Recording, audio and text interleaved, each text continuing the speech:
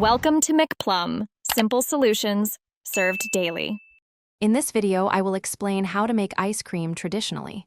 First, gather your essential ingredients: heavy cream, whole milk, sugar, and egg yolks. These form the rich, creamy base. Gently heat this mixture, stirring constantly until it thickens into a custard. This step is crucial for a smooth texture. Remember to chill the custard completely before moving on.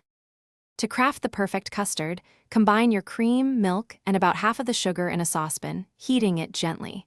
In a separate bowl, whisk the egg yolks with the remaining sugar until they are pale and fluffy. Slowly temper the hot cream mixture into the egg yolks, then pour everything back into the saucepan. Cook over low heat, stirring until it coats the back of a spoon. Once your custard is thoroughly chilled, it's time for the churning process. Pour the cold mixture into your ice cream maker. Follow your machine's specific instructions, which usually involve churning for 20 to 30 minutes. The goal is to achieve a soft serve consistency. Churning incorporates air, making the ice cream light and creamy.